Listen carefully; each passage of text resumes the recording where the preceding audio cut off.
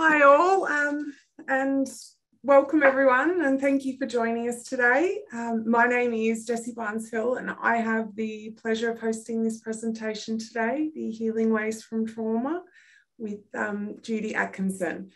So firstly, I would like to acknowledge the traditional owners of the lands that we are meeting on today. For me, it is the Yorta Yorta and the Bangarang people. I would like to pay my utmost respects to their elders, both past, present and emerging. I would like to extend those respects to all Aboriginal people that now call these lands home, and further extend those respects to all Aboriginal people across this great country. And acknowledge and extend that to those Aboriginal and Torres Strait Islander people meeting with us today. I affirm that sovereignty was never ceded, and this always was and always will be Aboriginal land. So just quickly for a little bit of housekeeping, originally this webinar was planned for 2 hours. However, we've condensed it down to roughly 1.5 hours. So you get a little bit of time back. So for the best experience, can you just please change your view on your computer to speaker view, which is located at the top right-hand corner of your icon there.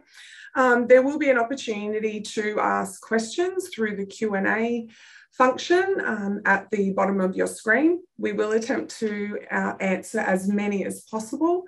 And thank you for those who have already submitted their questions through the registration process. Again, we will attempt to answer as many as we can. This session will be recorded, and we will also at the end put up a link for a SurveyMonkey feedback form, and we would be very grateful if you could take a few minutes to do that also. So as I said, my name is Jessie Barnes-Hill. I am the Project Officer with Communities for Children here in Shepparton. I am a proud Wiradjuri woman. My family come from Trangie in New South Wales, and I've had the privilege of living on Yorta Yorta land for over 20 years. My partner is a local Yorta Yorta man, and together we have a gloriously wild 6-year-old daughter named Niranoma. So on behalf of the Iawa Collaboration and in partnership with the University of Melbourne, Department of Rural Health, I am thrilled to bring you another instalment of the Iawa Collaboration Cultural Practice Series. So just a little bit about the Iawa Collaboration. It is a whole of community response to local data here in Greater Shepparton that shows that there are significantly lower engagement rates of our Aboriginal and Torres Strait Islander children in early years development, education, primary and universal services. So it was founded and is directed by Lulla's Children and Family Centre and Rumballara Aboriginal Co-op, and it is coordinated by Communities for Children, and it has 10 local organisations as members, all of who have made it a priority to sit, listen, learn and act to ensure that our local services and the systems here in Shepparton are safe and supportive for our kids and their families. We utilise a range of approaches to try and achieve our aims, and these include utilising a collective impact approach, the employment of a family engagement worker, which is an identified position, building sector-wide cultural knowledge through professional development opportunities such as this, and embedding consultation and co-design into service delivery and the practices. So as we all know, we are here to listen to Judy Atkinson's presentation on the healing ways of trauma. Judy is a Jiman and Bundjalung woman with Anglo-Celtic and German heritage. Judy's academic contributions and achievements towards the understanding of trauma-related issues stemming from violence, of colonisation and healing and recovery of Indigenous peoples include working with the University of Wollongong to develop specialised postgraduate programs, such as the Graduate Certificate in Indigenous Trauma Care and Recovery Practice, designed specifically to build Indigenous trauma-skilled workforce. She received the Carrick Neville Bonner Award in 2006 for her curriculum development and innovative teaching practice, and received the Fritz Redlich Memorial Award in 2011 for Human Rights and Mental Health from the Harvard University Global mental health and trauma and recovery program, of which she is a graduate. Excuse me, I bumble around my words a wee bit. So her book, The Trauma Trails, Recreating Songlines, the transgenerational effects of trauma in Indigenous Australia, provides context to the life stories of people who have been removed from their country in a process that has created trauma trails, and the changes that can occur in the lives of people as they make the connection with each other and share their stories of healing. And this was shortlisted for an Australian Human Rights Award. Also in 2019, Judy received a Member of the Order of Australia, AM, for her services to community, to education and to mental health. Judy is the patron elder of We Are Lee, a trauma-informed, trauma-specific educational practice-based approach that promotes health, wellbeing and sustainable pathways, positive changes for individuals, families and communities, both on a personal and a professional level. So without any further ado, please join me in welcoming Judy Atkinson. So we're now talking to each other, and that's really exciting. I would like to also spend some time thinking about the country where I am at the moment, and I want each of you to do the same thing, to just think about where you're located at this time. I'm sitting here looking out over the hills of Bundjalung land. Very shortly, somebody's going to get our PowerPoint up, and that would be great, so that we'll be sharing the screen. And what I'm hoping is that as we talk together, you'll think about, in healing trauma, how we must start to think about our children. Kehelia Wayne painted this when I was in Alice Springs, this painting here. It's called Wild Berry Dreaming. And it reminds me of women sitting quietly together, painting as they talk with each other about the pain, the distress that's there. So can I have the slide that gives you a look at what I'm just going to talk about now? The next slide is about thinking about the country on which we live. So I drive past nearly every day a place called Wollumben. Many years ago, Cook sailed up the coast of Australia, and he came to the easternmost tip of Australia, and he called it Mount Warning. So the next slide, Jessie. When he got to Mount Warning, he looked over and he saw, when he got to Point Danger and named it, he looked over and he saw this peak, and he called it Mount Warning. So he had no idea that this country was the lands of the Bundjalung. And the mountain tip there is Wollumben.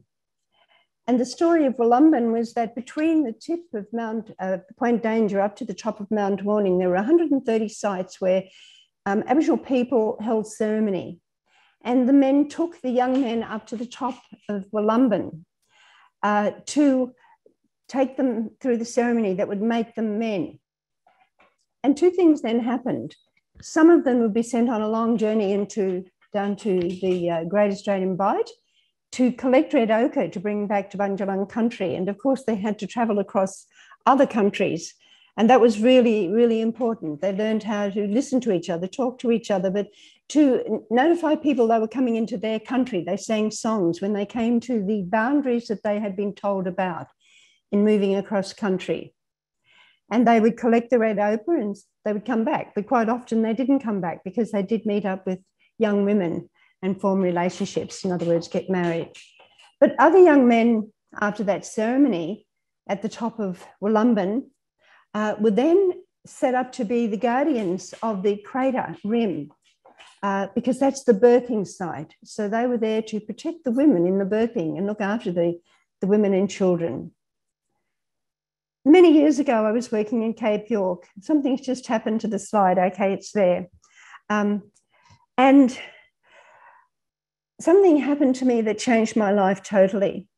And I was therefore introduced to Miriam Rose and Gama Borman, Dadidi, listening to one another, listening and learning together.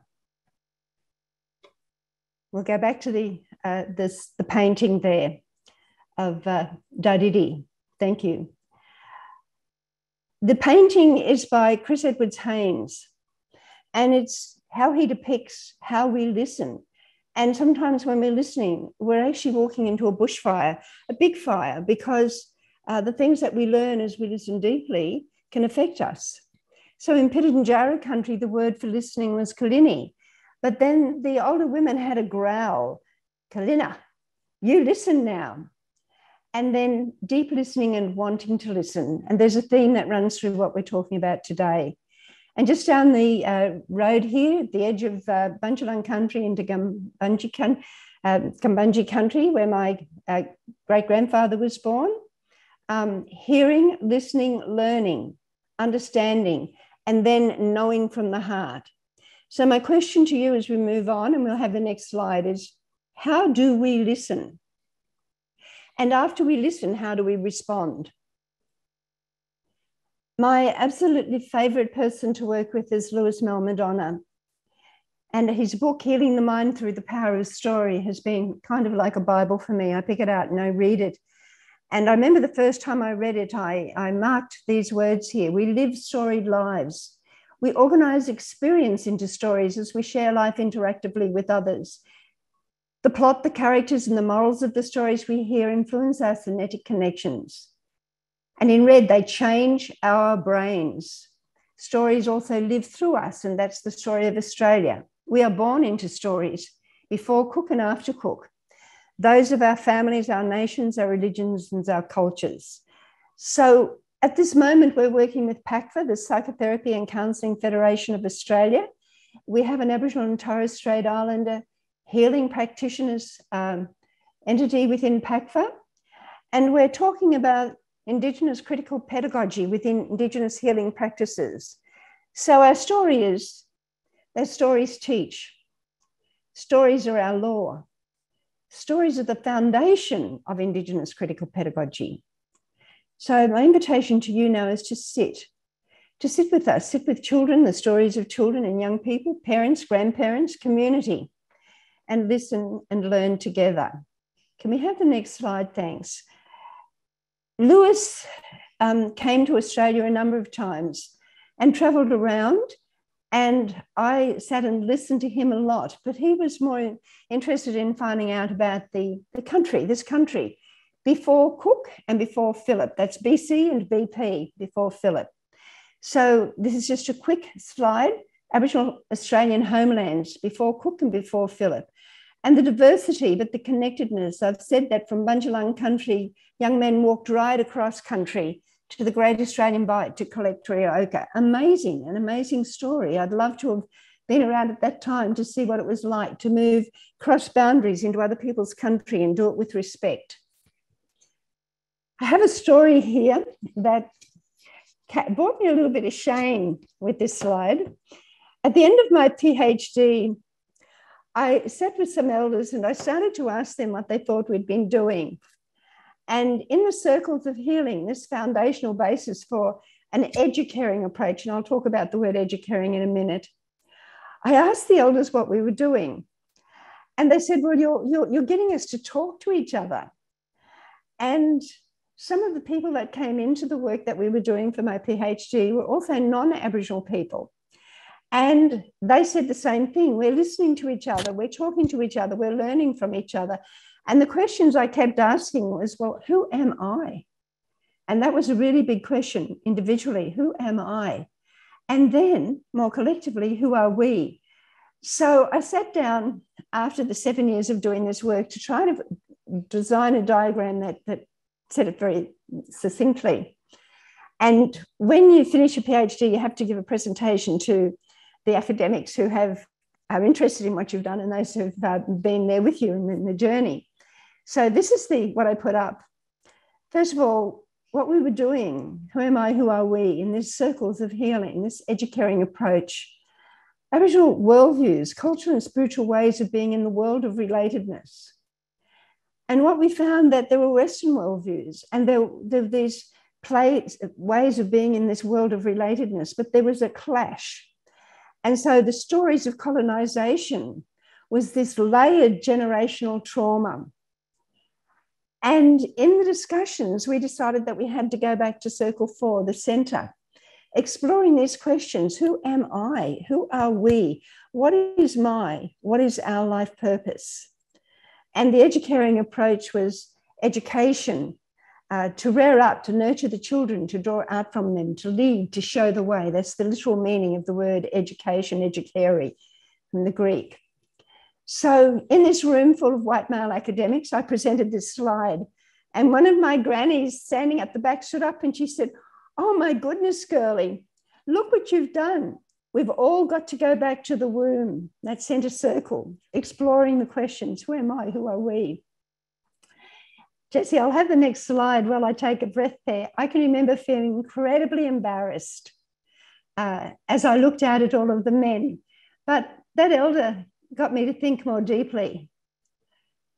This obviously is a map of Australia again that many of you have seen, massacre sites across Australia after Phillip. And just for a moment, I want to say that we've been doing some work on child sexual assault. And I'll leave this slide up for just a little time while I tell the story, because it's a powerful story. And we had been in a community, and the person I was working with has 2 PhDs. A PhD that skills him to work with children who've been sexually harmed, and a PhD separately that enables him to work with people who are now sexually offending. So we did a presentation to the Department of New South Wales staff in the place where we were engaged and working. And as we left that place, well, Jessie can move the next slide on and I'll just finish the story now. As we left that place, he drove away and he said to me, "What is happening here, Judy? What's happening here?" Because he was hearing all of the behaviours of the children in the schools that were highly sexualised, and some of the mothers and grandmothers of the children talking about their experience. And I said to him, "What do you know about this place?" And he said, "Well, I know about the Mile Creek Massacre." And I said, "Yes, and what else do you know about the place?" And he stopped and he started to talk about the Mile Creek Massacre. And I said, "What happened during the massacre?" And he couldn't answer me. And this is something that I've found that we are wiping away in our consciousness. Not only were people killed, but they raped women and children in that massacre time. Now, let me take a deep breath as I say that, because I love this photo of the daisy dewdrops with the daisy in the background. So the dewdrops, our children, start to reflect the things that we carry inside ourselves. And Bruce Perry is another person that I have deep respect for. He has written, "We are the products of our childhoods. The health and creativity of a community is renewed each generation through its children."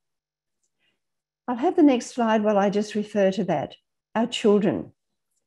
What are the stories that our children are acting out, and our young people?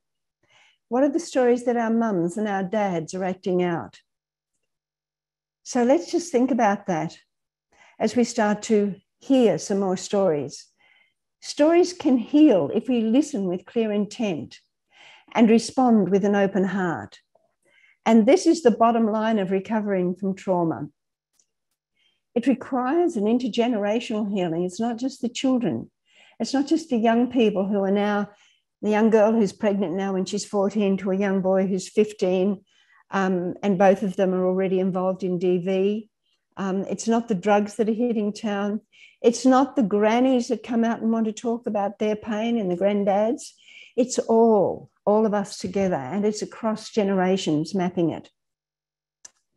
But how do we heal when we block off, close down the stories that hold the deepest core of our being across our generations?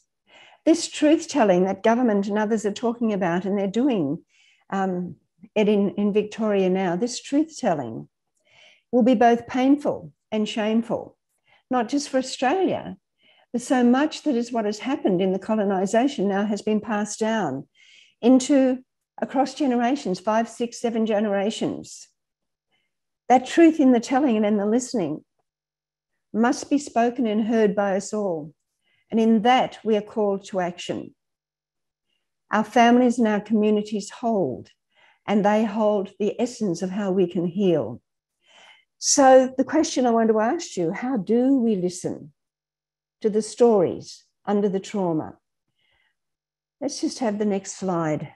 I'm sitting with a man just out of prison. He was removed from his mother's arms when he was 9 months of age, while she sat beside his father's grave. He was hesitant, head down, carving the stick that's on the slide, and burning the stick as he talked to me about the first time he remembers the abuse while he was in care at around 3 years of age, in care of the state, in the family that he had been placed in. So the state reviews his file and decides at 10 years of age he has all the symptoms of being sexually abused, and they did nothing. At 12 years, defined by the state as an alcoholic, they send him to a home for delinquent boys. Since found by the Royal Commission into Institutional Responses to Child Sexual Abuse to have been rife with sexual violations of children in their care. So the challenge for us is when the unspeakable is spoken and heard, then we come to understand that our children and our youth have human rights too.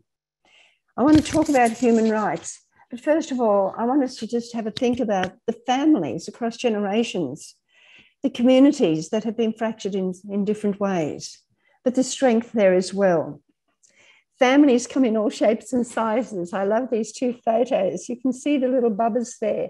The warthog, you know, with these two little fellas underneath her standing there. And the chimpanzees there, just sitting there with their baby. The next slide. I love these slides. And it is true that children know when they are loved. But you know, when you've never experienced love, how do you know how to give love to others? And I'm talking now about children, like this young man who painted that talking stick for me. We'll have the next slide as we think about that. How do we love? And more particularly, when we're hurting inside ourselves, how do we actually parent our own children and our grandchildren? Because parenting, in fact, is hard work. And so you see there the lookout and the little one at her feet, just looking out to make sure they're both safe. And there's the hyena, exhausted after a day's hunting, and the little fellow there just looking out, making sure, kind of you can see if you get really close to that photo, the kind of terror in the little one's face because mum's just not woken up. I did actually ring the photographer to find out if the mum was alive or whether she was just exhausted. And after the hunt, she was just exhausted. So have a think about that. Think about how hard parenting is, not just parenting in the single parent, but grandparents and great-grandparents, trying to hold things together in community. The next slide. It's something about us starting to think in the things that we do. So I've got here some words. How we teach is what we learn.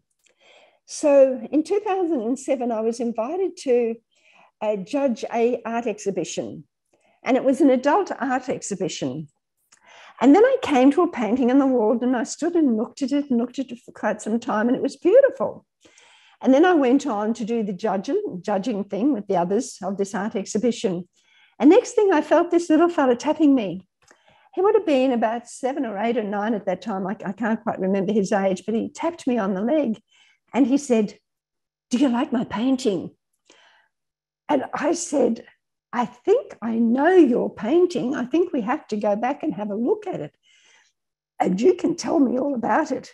I really like that painting if this is the one that I think it is." So we went back and we stood in front of this. And I said, "Tell me about it." He said, "It's a rainbow platypus. And there's platypus in the rivers up here, obviously." And I said, "It's a beautiful painting. I really love it. I never knew that there were rainbow platypuses in the river. I'll have to go and have another look." And he said, "Will you buy it from me?" And I smiled and said, "Well, I can't because there's no price on it." And he shot off, bang, he just took off. And a little while later, he came back and tapped me again. He said, $90? And I said, "Okay, I would really like to buy that painting from you for $90. but you have to come to my office at the university. So Charlie and his mother came to the office in the university after the exhibition had taken all the paintings down, and he brought the painting with him. And I had a document for him to sign. The document said that the painting I was purchasing for $90 would always remain his intellectual property.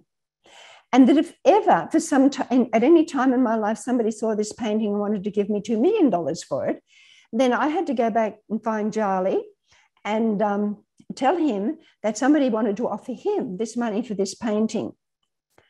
Many years later, he signed the document. He went and told his dad, who was an artist, that, you know, he should be signing documents like this when he sells his paintings too. Many years later, his sister was talking to me and she said, I talked to Charlie about coming to your office, and he said, yeah, there was this really, really old woman in there and she'd made me sign a document for my painting.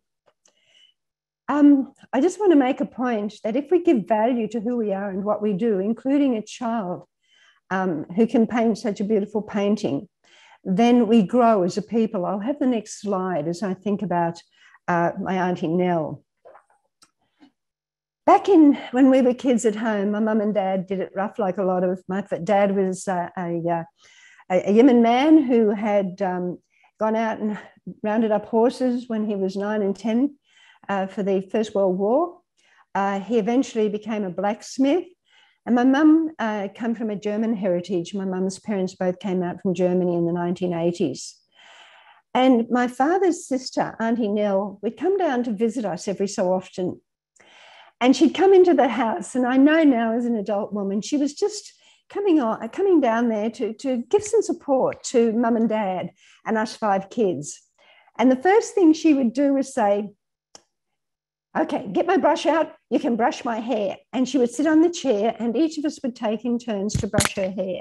And she loved us brushing her hair because then she would say, now make me a story.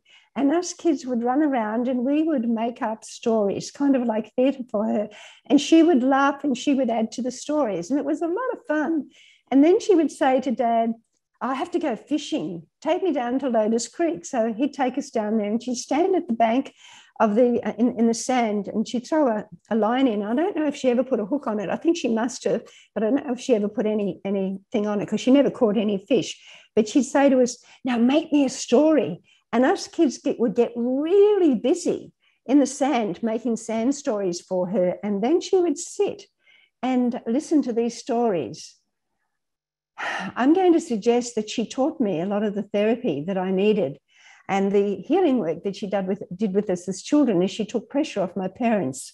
And I'm sure she never reported any of the stories we told her back to my parents, but she certainly helped me learn to listen more deeply to myself.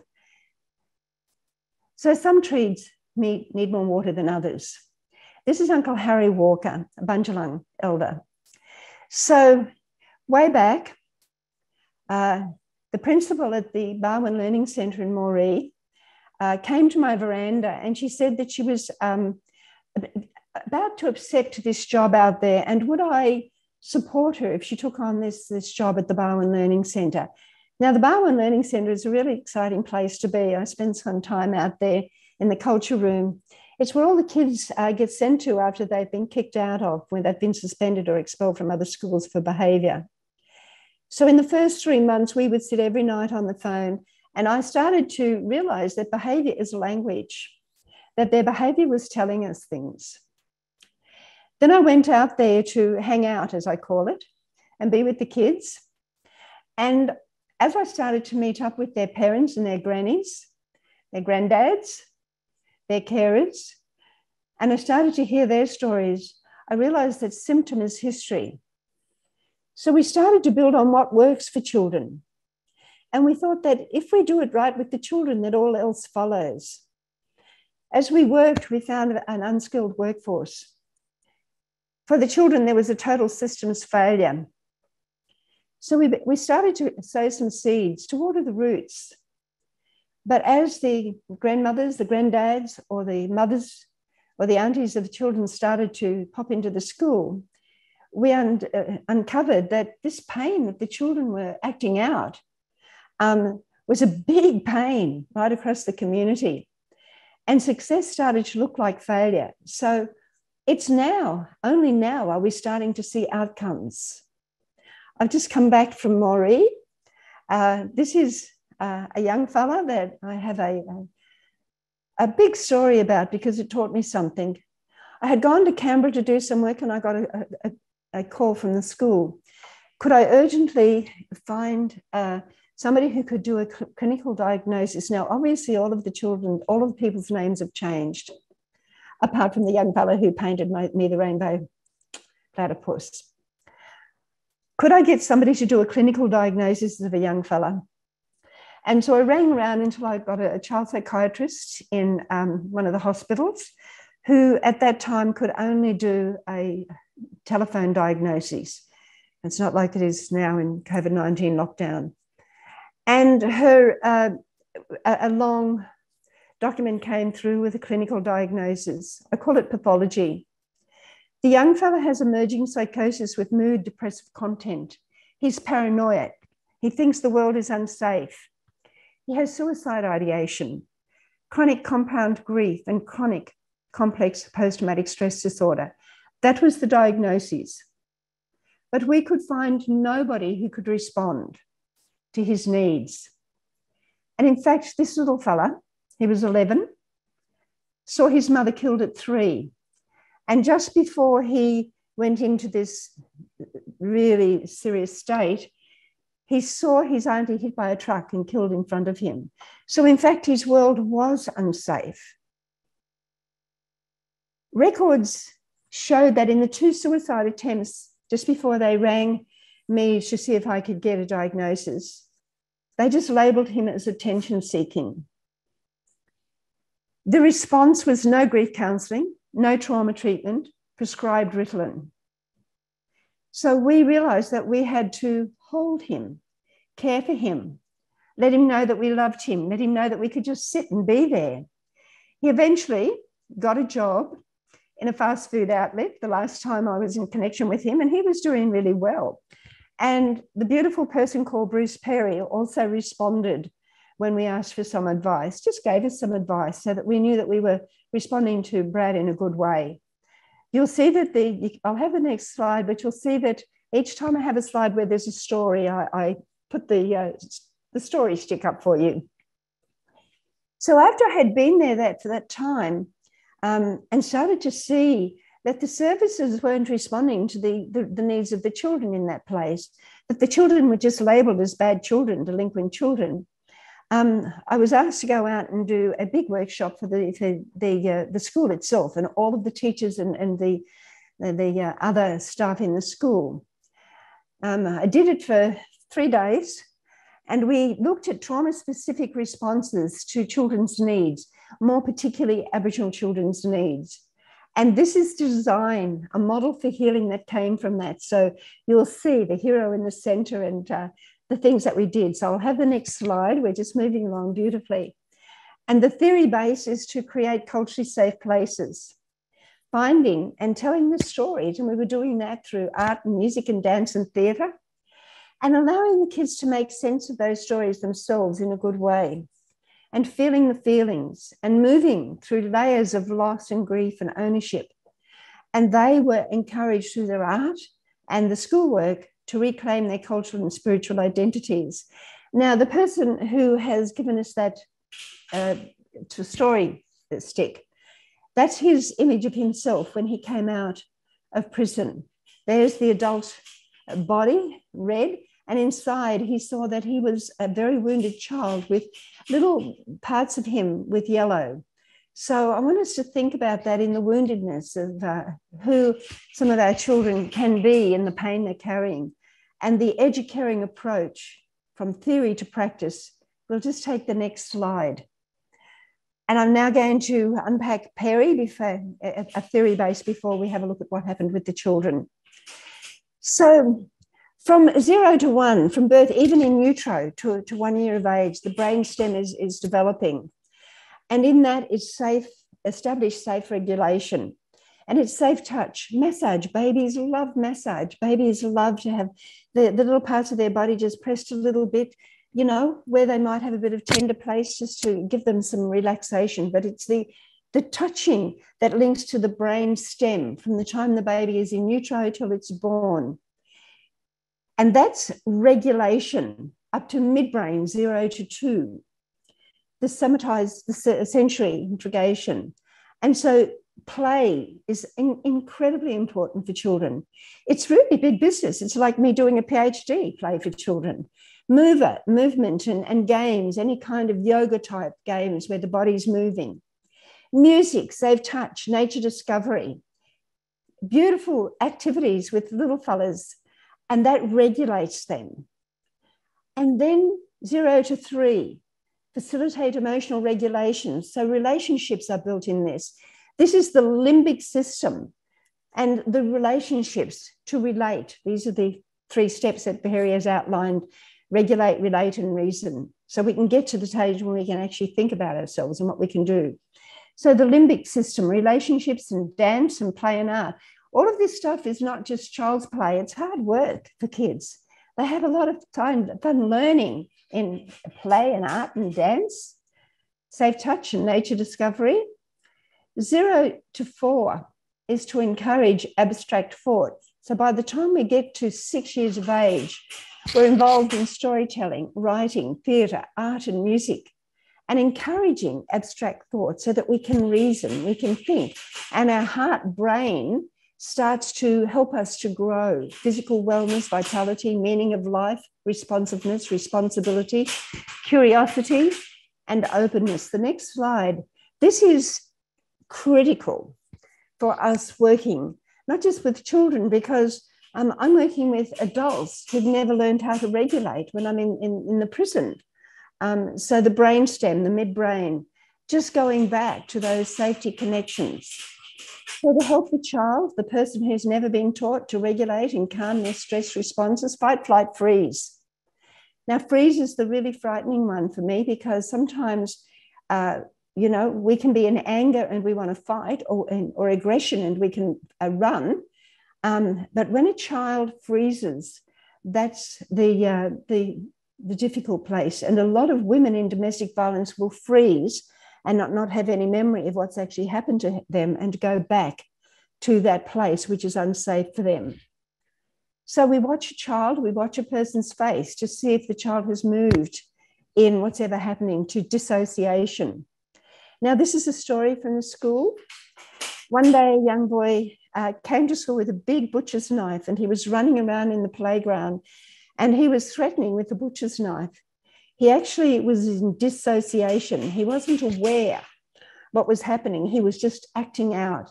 This is a boy who had seen his mother stabbed the night before.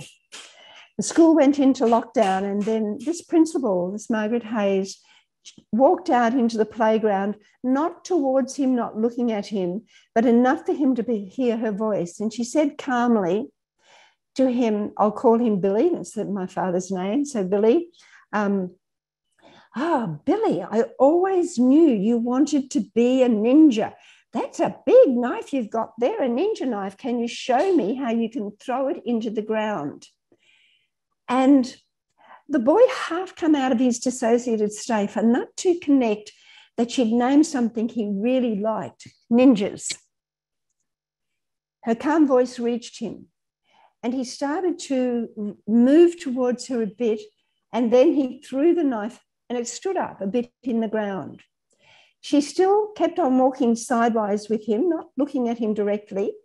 And she said, now, if it had been me, I'd have raced over and grabbed the knife. But there's a point to this story. And she said, yep, that's pretty good. But you know what? I think you can do better. I know you're going to be a good ninja. Go and get that knife and show me how you can throw it and make it stand up properly. And he started to come out of his dissociated state, and he went over and he picked the knife up. And this time he started to focus a bit more, and he threw the knife, and the knife stood up a little bit better. And this time she moved towards him to face him, and she said, you know what? You're going to be the best ninja I know. I want you to go over and pick that knife up again. And this time I want you to really focus. So she's bringing him back to his body. I really want you to focus as you focus on how you're going to make that knife stand up in the ground. Throw it. And this time he was engaged with her. He threw the knife. It stood up and she turned to him fully, looked at him and said, I knew you were the best ninja. Now, can you go and pick that knife up and hand it to me, please? I'll have the next slide. This is fabulous, amazing lessons for me in particular about how disarming, a child or a person when they're in dissociative state without doing more harm. So in the school, and I got a dozen stories around this, but this is what we did. We did theatre, dance, music, art, witnessing, listening. And we went outside and did a whole lot of activities outside. So you'll see the children acting out in different ways, all of the things that are head up inside themselves. The dance where they could go crazy, the drumming where they just drummed, and the amazing artwork they did. The next slide, please. And that allowed them to start to relate, to actually build stories. We had story maps on the floor. The limbic system now, the emotional, the relational brain that is in here.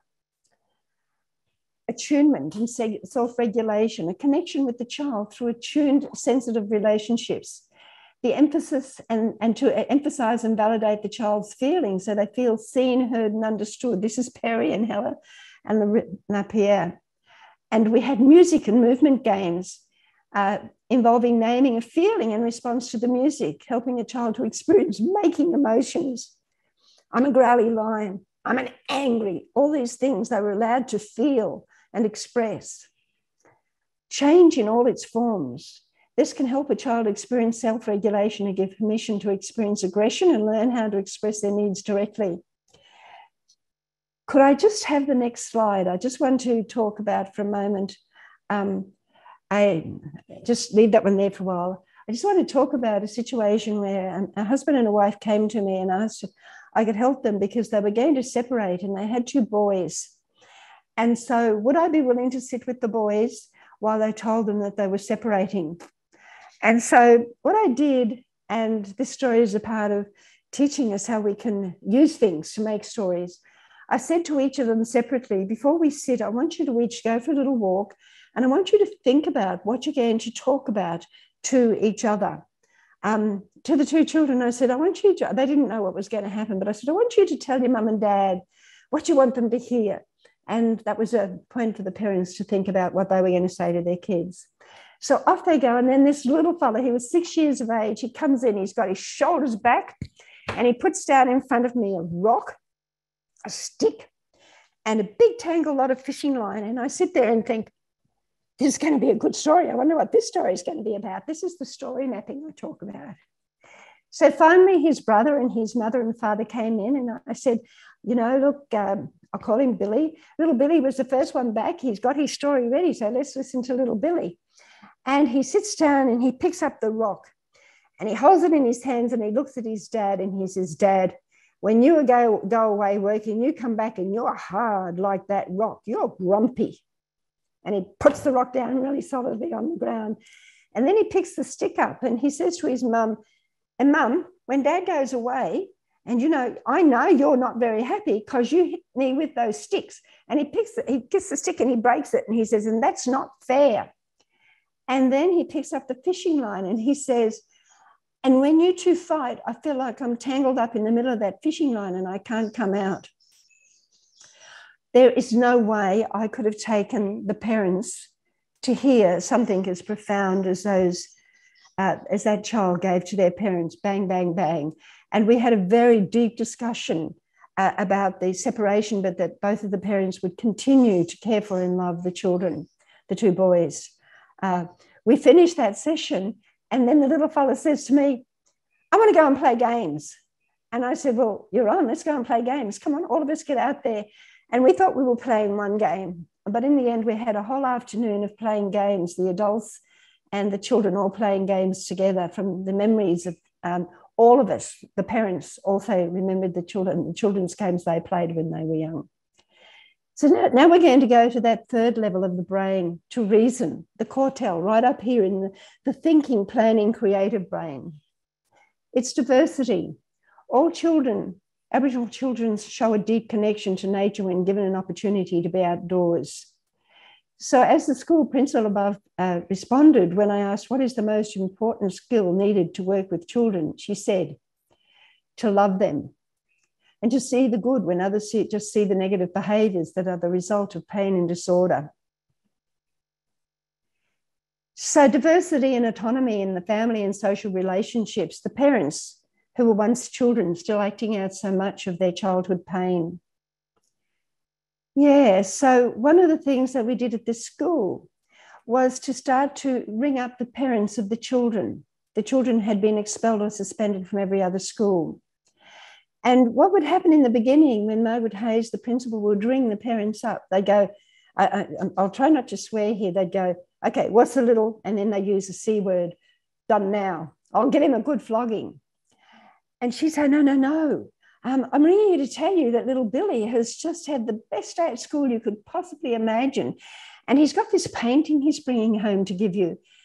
And the parents or the grandparents would cry because they had never, ever received a phone call from anywhere all over the community about the goodness in their children or their grandchildren. It was always that they're just bad kids. So during lockdown up here, the children in the school went into the kitchen and they cooked foods for the families. And when they were dropped off at their families or their grandparents' places or their carers' places, and they would get out with bowls of food. So we were teaching them cooking, but they would take it home for the evening meal. The grandparents and the families would cry because they could see that their children were learning something, but more particularly, there was food because they were doing it half-hard. So this message stick here brings a focus to the cultural determinants of the neurodevelopmental processes for healing trauma, state regulation, building safety and trust, helping develop emotional self-regulation, and moving to understand diversity and autonomy in abstract thought up into our reason cortel brain system about life's meanings and the emotional balance that we strive to achieve. I'll have the next slide as I just hit a little bit about teaching children to regulate emotions. So when we applied these principles in the school, dance, bodywork, theatre, art, music, nature discovery, there was such an improvement in their behaviour that children never missed a day. They would insist on coming. In fact, there's a beautiful story of the grandparents who were looking after these two little fellas, a 7 and a 6-year-old. And the granddad was sick this day and he couldn't drive the little ones to school. And the little 7-year-old said, "It's all right, Pop, I'll drive myself." Now, these were kids who wouldn't come to school, but suddenly they were willing to show their pop how they could drive a car because they didn't want to miss a day. Grandparents cried. They'd come to the school. I got to know parents and grandparents, and they cried when they saw what was happening with the children in the school. Parents regularly started to come into the school and visit, and we often sat and had yarns together. In fact, one of the most beautiful stories I have is of a young fella who used to sit in front of the photos of all of the female elders who had passed. And there was one particular photo he always sat in front of. And so this day I sat beside him for a while, just sat with him. And then I said, "Tell me about her." And he said, "She's my granny. She died when I was 4, and it was the last time I can ever remember feeling loved." He was a 14-year-old young man. And my heart stopped when he said that. One day we came to the school and there was a young fella up on the roof. You know, like in the prisons when the fellas get on the roof, there's a rule at the school that the kids can't be on the roof. But this time, this young fella was standing up there on the roof as we came in. And we started to growl and say, you get down. And he said, no, stop. I want to show you something. I can read now. And he picks up the reading book and he can show that he can read, and he's been struggling with that for so long. One day in the middle of winter, I get to the school and it was freezing and I'm all wooled up. There was ice on the ground. And a young boy came in with no shoes on, a flimsy little pair of shorts and a t-shirt. And I just remember looking at him stunned and thinking, my goodness, they breed them tough here. Now, the story is against me, because the next day, one of the kids from the school came in with warm clothing for him, understanding that he didn't have any warm clothing at home.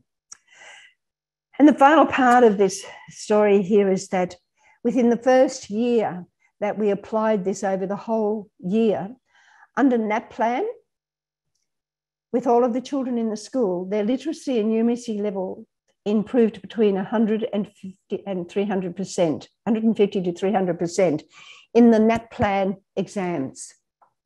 So clearly, healing helps. Can I have the next slide?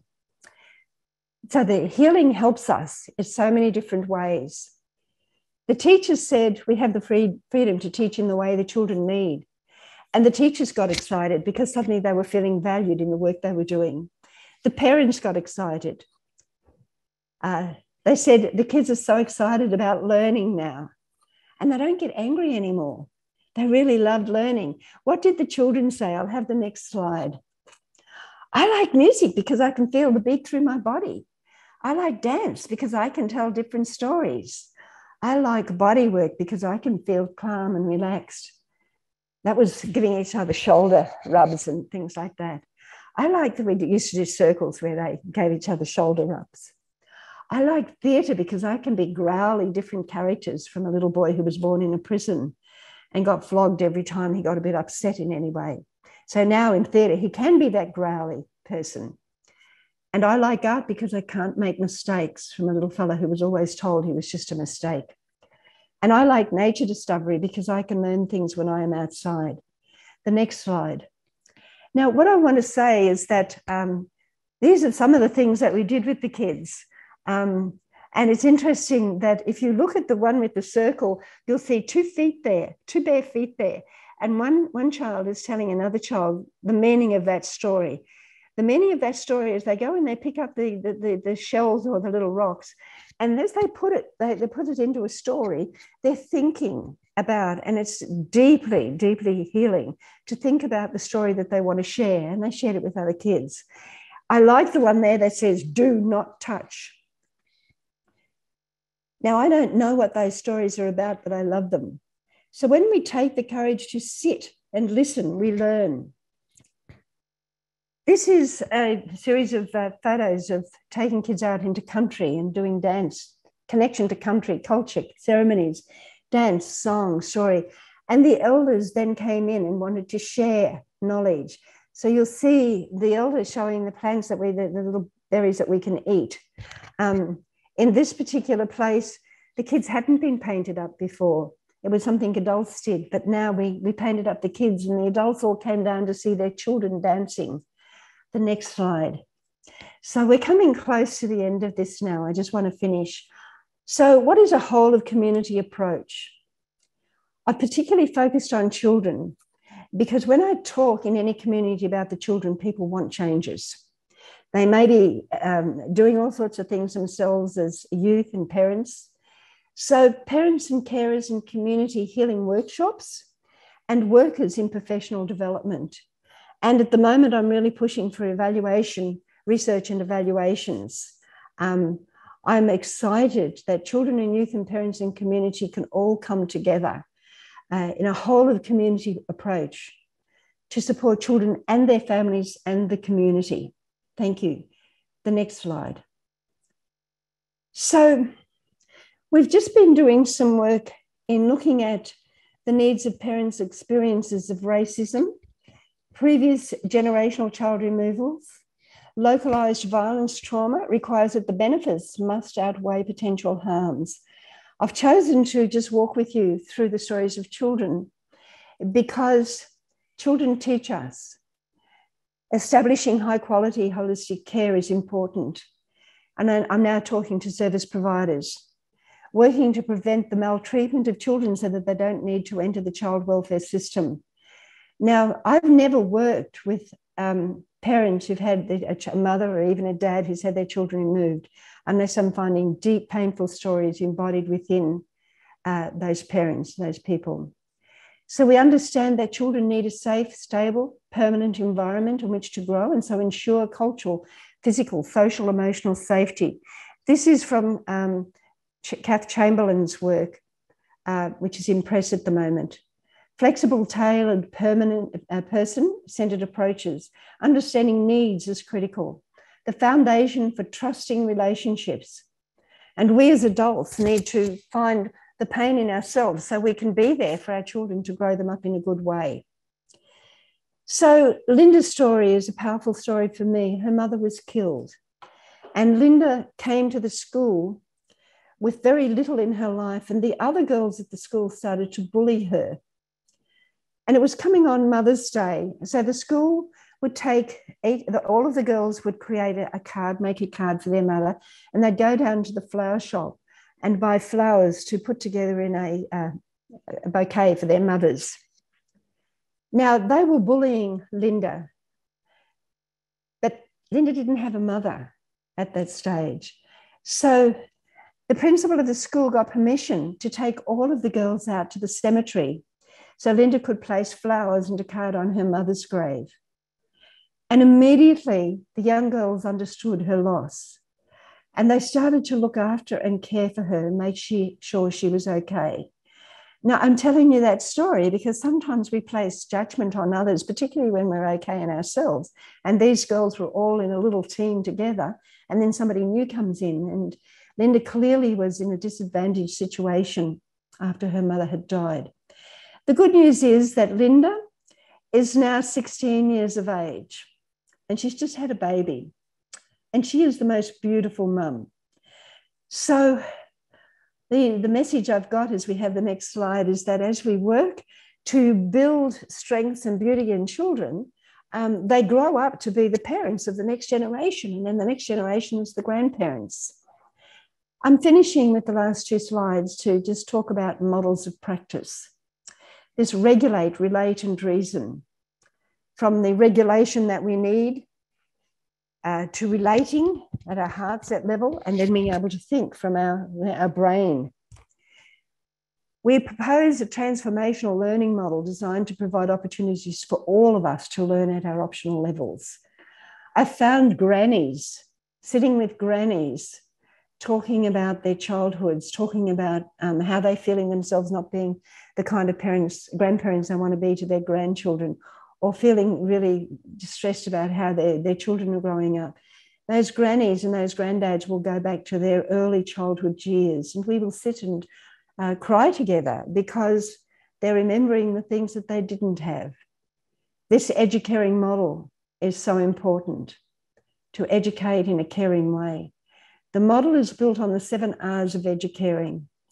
So we respect each other. Each person has the right to be respected. And all of us, under the UN Declarations of the Rights of Indigenous Peoples, of women, of men, and of children, we have rights. But with rights comes responsibility. And when we're responsible and we're respecting each other, there is this process that is very, very, very Aboriginal. Reciprocity. I'll give you something if you give me something. Do you share some food? I'll share some food. But if I give you a harsh word, you're more likely to give me a harsh word. So that relatedness is, how do we relate with each other in a very caring and proper way. Resilience. We get knocked down, we get up. We get knocked down and we get up, and we keep on growing, because resonance is the language of the heart. We honour the 3 rights determination, the rights of the child, human rights and Indigenous rights. And let's just have a look at the next slide, and I'll talk to resonance, the language of the heart. I was in the Kimberley and I was doing some work, and every afternoon there'd been suicides, and every afternoon we stopped at a certain time so that all the mums and the granddads and mums, the granddads and the dads were cooking while the mums all sat, because it was suicides of young women. And we would stop and we would have a mini Olympics for all of the children that were there. And the mums got in and they did this amazingly beautiful, activity of all the kids doing, tug of wars, and this is a tug of war here, and three-legged races and things like that. And the kids were having such a great time until I noticed that all of the children took care of this young boy. They always made sure that he was engaged. And this is a tug of war and he's on the end of the rope. And I was fascinated, and I just put my camera up and I clicked it and then got permission. And I went to the people that I was working with and I said, tell me about this young boy. And they said, well, he's actually deaf and he's dumb. But you'll see that all the children here make sure that he's always engaged in the activities. I got growled at once for using the word deaf and dumb. They wanted me to use the more academic words about that, but that's the words they used.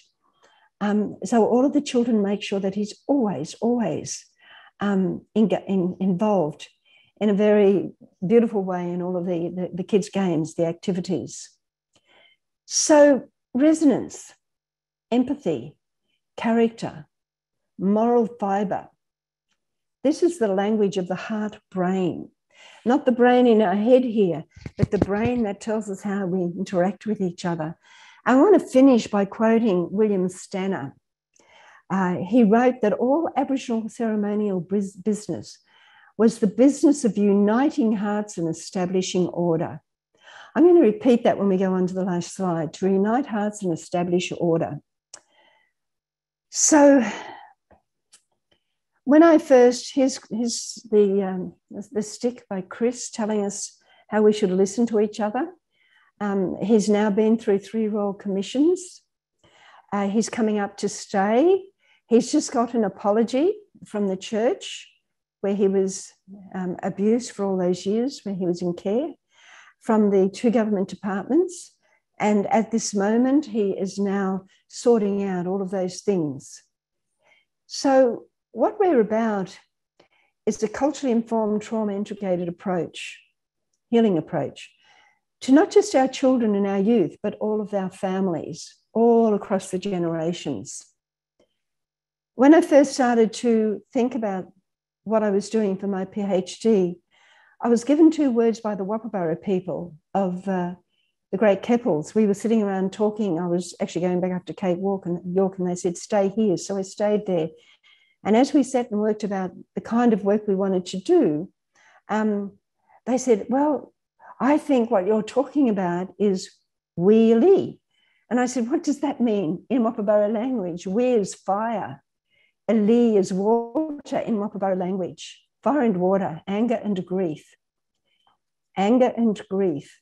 The deep need for allowing ourselves to feel the anger. It's just an emotion, and express it, and grief. Now I'm finishing. The bird there is scratching the water in the Australian water, just saying, well, how do we do this healing work?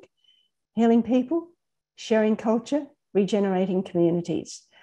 Okay, I'm finished. So let's have a talk about some questions that might have come up. Fantastic. Thank you so much for that, Judy. I sat here scribbling notes and, just trying to soak all that in. I do need to say one thing that really, resonated with me was the behaviour is language and the symptom is history. And,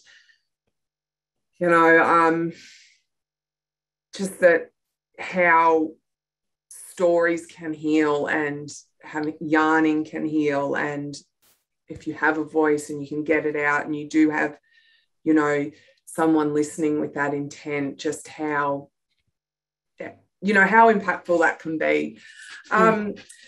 So what I'll do, we had some questions submitted during the registration process, and we've had some pop up in the Q&A. So if you don't mind, I might, shoot some at you, and we'll go from there if that's okay. And great. So the first one I'd like to ask is, if you were to invite every person living on this country today to take their shoes off and reflect on one question, what would it be? If I was with every single person on this land we now call Australia, and they had their shoes off and they were connected to the country. I would say, first of all, just feel yourself go deep into the soil and feel the energy and the beauty that's coming up. And then ask that question of yourself. So you can ask that question when you're sitting with others. How do I listen? How do I truly, deeply listen? And as you listen, you'll find that some of the answers, people are asking questions and they already know the answers quite often if they listen to themselves. So I would be asking them to listen to themselves, listen to each other, and connecting. Can I just tell you that when I was in Cape York and I was coming out thinking about this work, we had a big conference and these three elders, males, took me aside, and I was quite frightened in those days. I never spoke out at all. And they said, "Girlie, take your shoes off." So I took my shoes off and they said, "Now feel your feet going right down, right down. You're not just standing on the soil, you're going right into it. Feel your connection." Part of it. And then when you've got that, when you feel it, let that come up through your mouth. Let come up so you can speak what you need to say. So if ever you see me in a conference, you'll see I always take my shoes off now, because I honour those men who gave me kind of permission in a way to find that courage in myself to speak. Fantastic. Beautiful. Thank you. Another one here. So what is your biggest hope for the coming generations? And with that too, what is the most rewarding aspect of your work? I think I've described that in those children. That's amazing. Also, but also, you're going to be shocked by this when I answer this, but I'm working in places now where we know the stories, but nobody will talk about them. And just recently, one of the grannies said, "We've got to talk here. We want to sit together and talk here about the sexual violence stuff." That stopped me, but it also gave me a real sense of not just privilege, but good. We're going to get down to what's really happening with some of our kids, because healing happens when we deal with the hard stuff, not the easy stuff, but the hard stuff. So that question you just asked me was actually answered a few weeks ago when we drove out to do this workshop, and this elder woman stood in front of us and told us that we have to start working in that area now, big time. That was powerful for me. I've been too frightened to kind of pull it out too much before, because I didn't want to hurt people. Yeah, but obviously they're in that space and feel that safety. That's fantastic. All right, we've got another one here. What are the most effective ways in your experience of promotive collective healing in our communities? And I know it's quite hard to communities as a broad stroke, and we're all different, but in your experience. Okay. There's a few ways I can answer that. I can give you an actual example of something that's just about to happen in the Territory. We've been doing workshops where people come and we've got a theme and it's a trauma-related theme and they take over. Or we've got a theme and it's a abuse-related theme or a violence-related theme. And the workshop becomes the voice of the community and it starts to spread out there. And we've just done a couple of workshops for the Aboriginal and Torres Strait Islander community health services in Brisbane. And after we finished, people started to want more information. So you can see that there's healing happening there. But we've been asked to do some work in Tennant Creek for a couple of years. So this is a whole of community approach. A little child, I was in Alice Springs prison when a little child was raped. And the lady that was with me at the time talked to me about what would happen. It was a particular kind of drug that had hit the community. So I know I'm hitting these topics a bit because it comes up to me all the time. People come to me all the time. So we were then invited by the Territory government and the Barclay Backbone to put together a full package, and we started in January. We've had a workshop up there and community people came. So when I say community people, who are community? We had the women come in And what was amazing to me as they were in the workshop, one of the elder women stood up and said, let's not forget that we're here together because a small child was raped. So she named it. You know, we were tiptoeing around the edges of it. We were going to do a bureaucratic kind of approach. And then when we did, the person who did the workshop did it with the men, one of the elder men said exactly the same thing. We're here because we've got to stop this happening for our children. We're going to be working with the men and the women separately, the senior law people, the custodians of that place.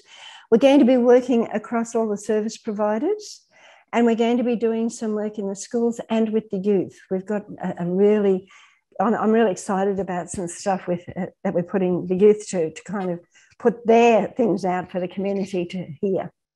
So that whole of community kind of approach, I think, is really exciting. And that's been driven by the Barkly region and the people there.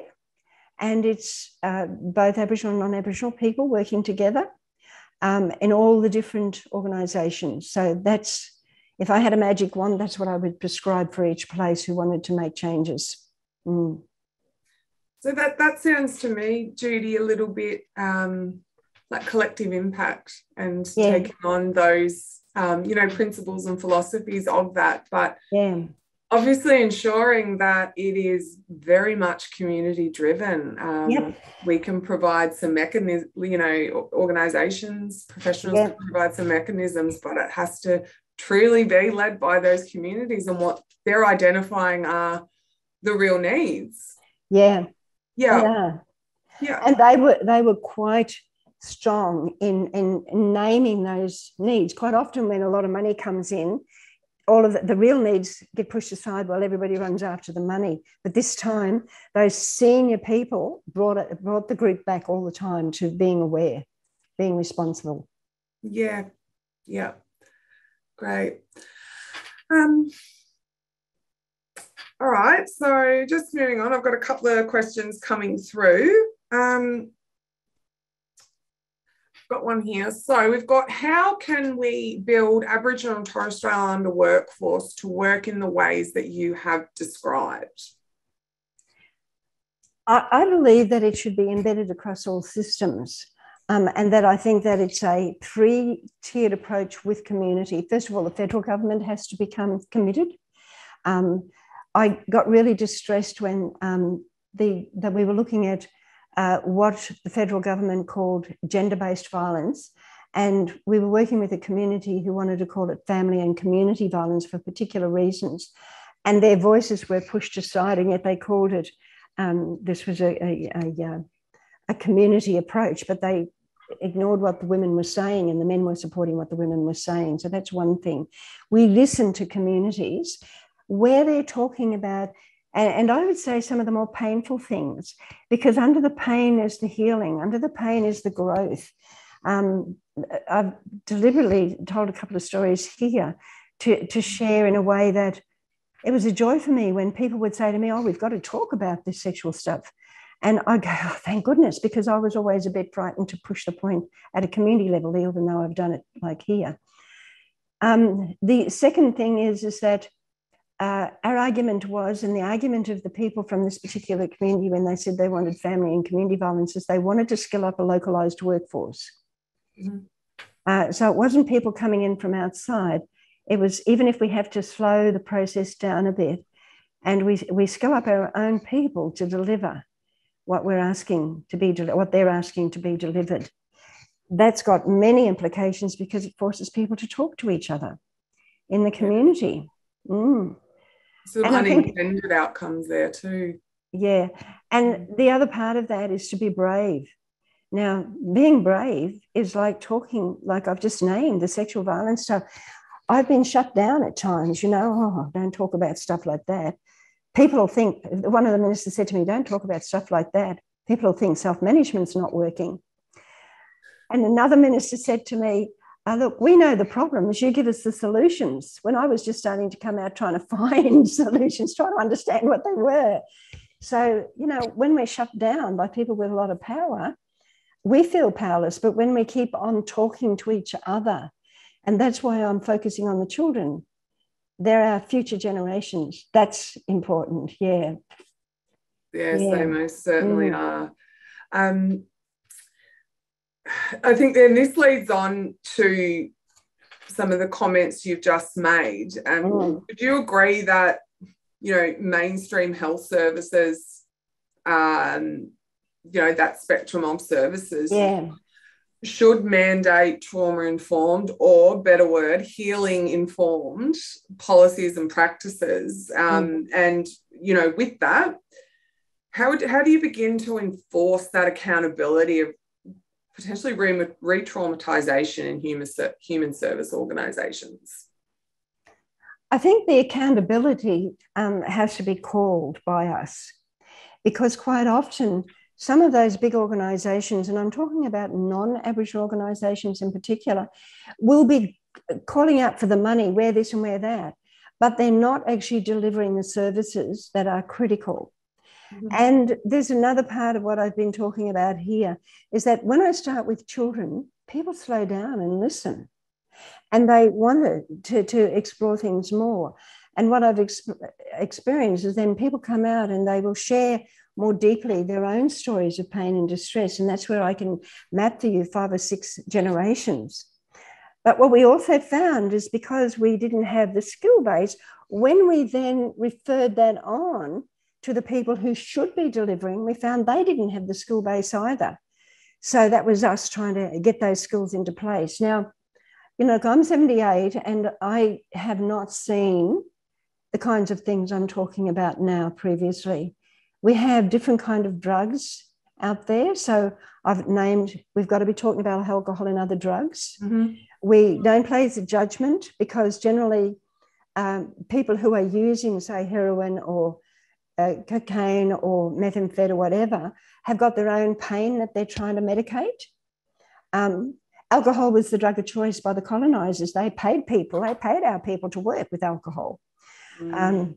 So that's something else. We have to have these hard conversations, but more particularly, we have to call out those who are getting funded to do the work and who are not doing it. And I'm not talking about our own mobs. I'm talking about some of the big organisations who have got a lot of money to go and do something around, say, what I've talked about, child sexual assault. And they get up there and they talk highfalutin words that even myself as an academic have to go and look it up to understand what it actually means. And quite often those words are taken out of context, and then when they're delivering a workshop. So part of what we've been doing is the trauma-specific work and the healing work, and they come together. As the trauma stories come, the healing starts, and then you elevate the healing, and but you put skills into place for the workers so they actually can name the trauma symptoms. Yeah. So, yeah, because if we just do healing, it can get really airy-fairy. Healing is hard work. I mean, hard work. It's not something that, you know, you can put a time frame on. That's right. The journey in itself, isn't it? Yeah. Thank you. Got some more questions coming through from participants. We've got, the question is, in some communities, and this person is thinking regional Victoria, New South Wales, community has been fractured and struggled to come together for many and varied reasons. Do you have any suggestions on how you can, you know, work to heal those fractured communities? So what I've done in situations like that will be have small group workshops, just 2 or 3 coming together on a particular theme, and then see if other people want to come in. And quite often the fracturing is because of the pain. So if we're naming the pain, then we're naming that it's okay to talk about the pain. There's just a little warning, and that's why I don't have a judgment on people, anybody. But sometimes what comes out, we have to be aware of a particular person because that particular person is not safe around children. That's an important point, but not to judge that person because that person has been made in some way that way, but to have, in all the work we do, a healing focus that brings people together to talk, that I do a lot of story work, like the kids are amazing, but adults, I have boxes and boxes of toys and things, and you'd be surprised how you put them out and all of their old grannies are sitting on the floor making stories. They love story work is beautiful. So it's the intentional stuff not to be too academic, but know what you're addressing, the pain. And the pain, under the pain are the stories. And then find ways where the stories can be shared for healing. Yeah. So. Yeah, and it is, that fracture within community, and that there are some disconnects between families and communities, and that is, that is very much something, that is a community thing. That's not something for, mainstream and non-Indigenous people to focus on, but I think that, it is important, and I think you've articulated that very well for those working with the communities.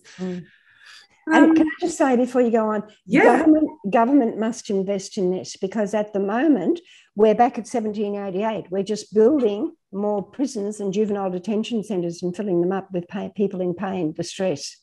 Yeah. So government must invest in the healing work. So we've got to give a good academic approach to what I call the healing work. Yeah, I think I echo that, and I think too with that, the understanding that time is the biggest resource for that. You're not going to get, the government isn't going to get the outcomes they want within a prescribed time frame. That's right. Time is the biggest resource there, and you can't put a limit on that. A few more have come through. Do you think therapeutic life story work is more culturally appropriate for Aboriginal people than other models? Well, I spoke about my auntie coming down to our place. Don't know why I've got a stroky voice at the moment. And I now know as an adult that she was taking pressure off mum and dad. And she was just checking us out when she took us down to the beach, and we did these sand stories, and we would have fun. And then she would ask us to tell us about them. She wasn't spying. She was just making sure that we were okay. But we had a lot of fun doing that. Now, if you look at Aboriginal cultures, BC, before Cook, it was all about country and being in country and knowing country. And country heals. That's one thing I know. But stories, and we're embodied within stories. Stories heal. When I was in Alice Springs prison, one of the women had a song she used to sing. And it was the song, she'd never been there, but it was the song that she would have sung to allow her to walk from the top part of the west part of Western Australia down through the desert country to where she was living, just on the border of South Australia, Western Australia in the Northern Territory. So she could sing that song and it would take her across country. That's stories. That's story song. She would recognise all the different places where she had to walk to get there. So stories are very important in our lives. And we've lost a lot of our stories because we've been taught to be shamed about what's actually happened. I will tell you this, and I know that people think that I'm kind of pushing the point a bit, but in all the work I've done, if I sit long enough, finally somebody will whisper, and then we will start to talk about the sexual violence that perpetrated that area where the massacre sites were in that region. And then I would hear into today when, that policeman was a bad policeman. He was one that they got rid of, but they would whisper to you, but they wouldn't go and tell anybody. Or that person in power, or that, and it even might be, look, you always got to look after your kids when so-and-so's around. So they're warning you, but they would say it in ways that you couldn't actually name it as such. And, I would have to go to them and say, should I do something about this? And then they say, no, I'll do it. And then they would take action themselves. So, yeah. Wow. I'm constantly taken aback by the things that you are sharing. It's we are very fortunate here today. Got the next question. How do you work with the freeze response, as it seems to be quite difficult to unfreeze, so action of choice is more available? Yeah, first of all, the story I told about the little boy with the knife was that Margaret Hayes really knew that he was in dissociative states, the freeze response. But it's actually quite a significant response in the whole trauma story now, because we're knowing that a lot of people are living in dissociated states. They are blocked off from the knowledge of where they are and what they are, and they've got the capacity to engage in the world in which they live. And I'm talking about women, children, youth, all sorts of groups. If anybody really wants to read a hard PhD, my daughter did her PhD in Alice across Australian correctional centres, sitting with Aboriginal men who'd committed really, really violent crime. And generally they did it when they were in a dissociated state. So that's the freeze response, but let's use the word dissociation. That's when I'm dissociated from me talking to you now. So I'm seeing your face, I'm engaging with you, but they'll get a slight glazed look on their face, and then they'll just act out something that has happened to them in some way.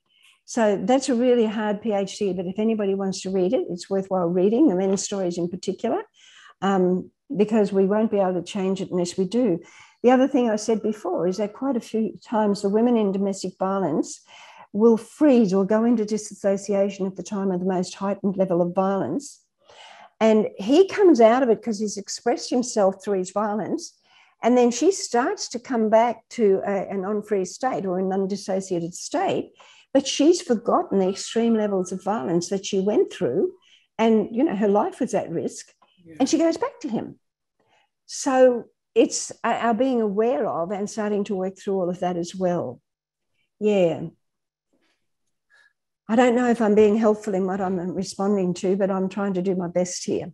No, you were more than helpful. Don't worry. And forgive me if I'm just taking it all in, and for everyone here today.